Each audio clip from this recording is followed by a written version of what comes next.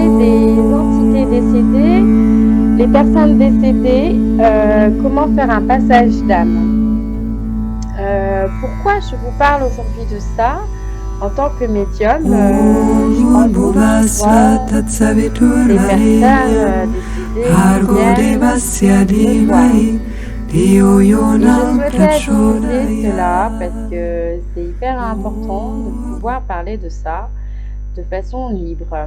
Je vois beaucoup de choses se passer sur le net, des personnes aussi, parce que mon fils il a 12 ans, donc il suit des personnes aussi qui vont dans les égouts, qui vont chercher des âmes errantes ou des autres formes d'entités.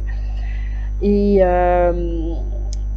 je pense qu'il faut faire très attention à qui on a affaire sur Terre, en tout cas en tant qu'être désincarné. La médiumnité, c'est très complexe et certains vont dire bah non, pour être médium, il faut être médium de naissance. D'autres vont vous dire bah non, on peut le développer après, c'est pas vrai. Et puis j'aime pas ce terme de médium parce que médium, il y a moyen de. Et je préfère le mot de canal. Après, médium, il y a différents types de capacités. Vous pouvez très bien être clairvoyant, donc vous voyez, vous avez des flashs, vous avez des visions. Dans les rêves, vous avez des prémonitions.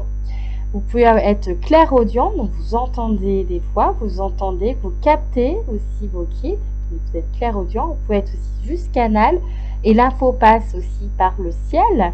Et au final, vous captez ce qu'on vous dit.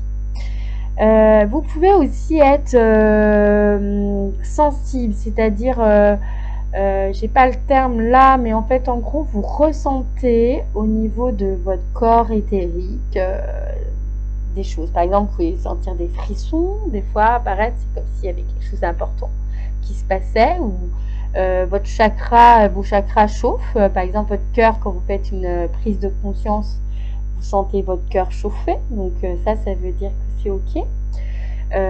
Vous pouvez aussi sentir, par exemple, une entité arriver, décédée, et elle pose la main sur votre épaule, ou sur l'épaule droite ou l'épaule gauche. Et du coup, cette personne, elle vous demande en fait quelque chose. Et c'est important de pouvoir écouter ce qu'elle vous dit. Voilà, parce que tout le monde peut faire des passages d'âme. C'est pas réservé aux médiums. Ça peut se faire par la prière, déjà. C'est la base. La prière, ça marche. Et puis aussi, des fois, les entités s'expriment en chatouillant un peu au niveau des pieds. Ça fait un peu un vent.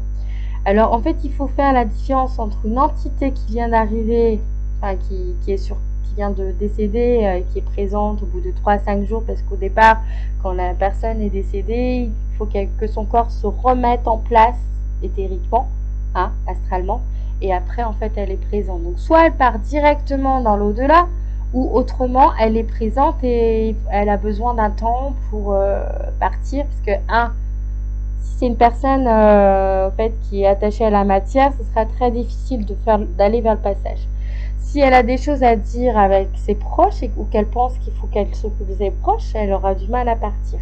Il se peut aussi qu'une personne sur Terre, de sa famille, la retienne, c'est-à-dire qu'elle ne veut pas qu'il parte, et donc du coup, cette personne est bloquée dans le passage, elle ne peut pas partir.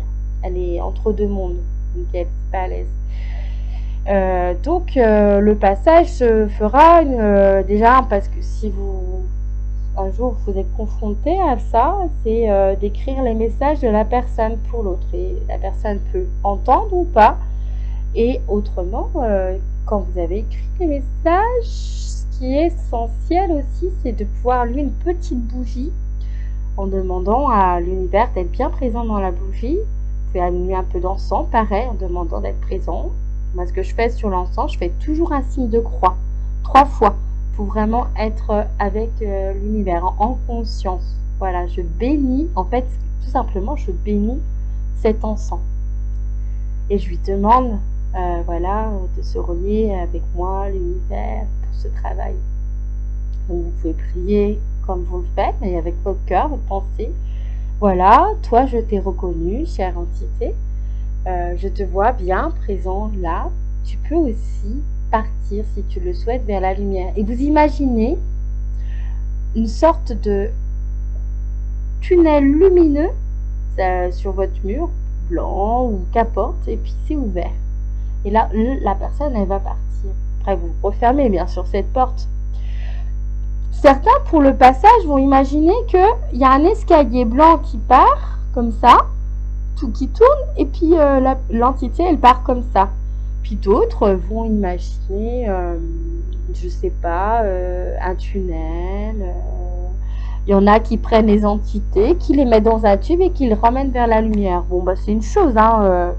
Voilà, il faut voir. Il y en a qui font ça au pendule aussi, pour faire partir l'entité en se reliant à Dieu. Ça aussi, c'est faisable. Bon, après, ce que vous pouvez faire aussi en même temps, parce que des fois, les personnes qui sont décédées ont besoin de reconnaître la lumière, donc ce qui est sacré. Donc la bougie, ça aide. Vous pouvez aussi prendre de l'eau, la mettre dans une coupelle, la bénir pareil, en faisant au nom du Père, du Fils et du Saint-Esprit 3 fois. Vous la bénissez l'eau, donc du coup, elle devient en vibration haute. Vous attendez et puis vous mettez de l'eau bénite dans votre chambre ou dans l'endroit où il y a l'entité pour qu'elle voit que voilà, on sacre cet endroit et elle se reconnaîtra après dedans. Vous pouvez faire une petite méditation et dans la méditation, vous l'emmenez vers vers le départ. Voilà pour les entités décédées. Ce qu'elles ont besoin, c'est déjà que vous puissiez transmettre les messages aux vivants. Si vous ne connaissez pas cette personne, vous n'avez pas accès, c'est pas grave. Vous prenez une feuille de papier, vous écrivez le message, vous le mettez dans une pierre, sous une pierre, quelque part. Et du coup, comme ça, en fait, le message sera diffusé par l'univers. Autrement, ouais, je voulais parler des personnes qui étaient plutôt, qui se sont suicidées ou qui ont été, comment dire, tuées. Donc là, c'est un peu plus compliqué le travail, c'est-à-dire qu'il faut les sortir des limbes. Les limbes, c'est un peu comme un espace entre vous et une autre dimension où ils sont bloqués. Et en fait, pour sortir ces personnes, déjà parce qu'elle s'est suicidée, donc elle est dans un tournoiement, elle répète toujours la même répétition de l'histoire, c'est-à-dire la même acte. Par exemple, la personne s'est coupée les veines et elle est morte, elle se répète dans son âme qu'elle a fait ça et elle n'est pas consciente qu'elle est morte. Donc en fait, la personne, elle peut par exemple à un instant T, je sais pas moi, à 19h arriver, parce que c'est à 19h qu'elle s'est suicidée. Donc du coup, à ce moment-là, c'est à ce moment-là qu'il va falloir lui rappeler au passage, mais non, tu es bien décédé, tu es dans un autre monde, tu es pas sur Terre, tu es dans un monde temporel, bloqué, et je peux t'aider à partir si tu veux. Est-ce que tu veux discuter avec moi? Parce que déjà, il faut qu'elle veuille partir, qu'elle veuille retrouver la lumière. Donc elle aura peut-être de la tristesse, de la peur. Faut pas avoir peur des émotions. C'est naturel pour une âme de ressentir. Et c'est important qu'elle puisse être en paix pour partir. Parce que si elle part avec sa tristesse, de toute façon, elle reviendra sur Terre. Donc ça sert à rien. Donc voilà, donc ça c'est un travail. On pourra parler de ça dans une autre vidéo. Je vous ferai une petite vidéo sur les âmes errantes, hein, errantes et les âmes errantes. Quand j'appelle une âme errante, c'est une âme qui reste sur Terre de plus de 3 mois. Il y a des âmes errantes qui datent depuis 400 siècles, et 4 siècles, je veux dire, pas 400. Et c'est compliqué pour elles de partir déjà. En plus, elles ont un caractère bien forcé. Elles ne veulent pas partir. Mais en fait, il ne faut pas forcer le passage. Si elles ne veulent pas partir, il faut les laisser. Elles ont le droit de rester là. C'est pas... Enfin, si elles ne veulent pas partir, elles ne veulent pas partir. Forcer quelqu'un à partir, c'est comme si vous forciez quelqu'un à vous aimer. Voilà. Donc non, il faut laisser les choses se faire. Et leur parler ok, si elles sont ok, mais si elles veulent pas, faut les laisser. Faut pas chercher à faire un passage à tout prix. C'est pas normal et c'est pas la vie.